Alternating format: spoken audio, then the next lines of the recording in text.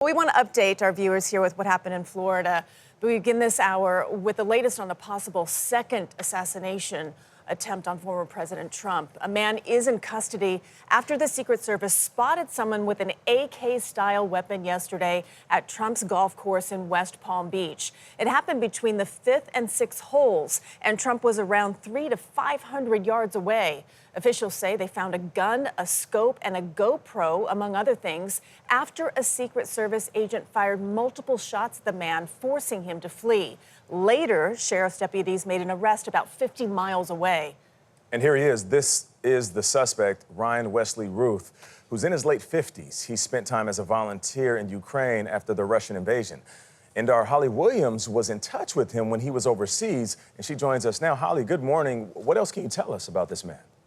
Hey there, Nate. Look, when I woke up this morning in London to the news that Ryan Routh was the suspect in an alleged assassination attempt on former President Donald Trump, I was stunned to recognize the name because I had been in touch with Ryan Routh for over a year in the early stages of the war in Ukraine. Like thousands of other international volunteers, he apparently went to Ukraine to help. I do not believe he was fighting himself, but he had put signs up in Kyiv, Ukraine's capital, offering to help other foreigners find places in Ukrainian battalions. And that's how I initially came across him. I spoke with him, I think, once on the phone and texted frequently, and he put me in touch with several foreign fighters.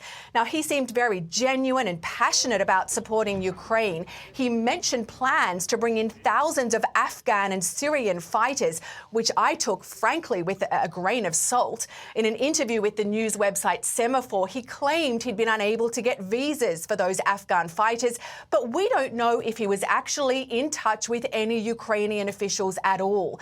Now, I've met American volunteers everywhere from Syria to Ukraine. Some are experienced soldiers and very clear about the dangers they're facing.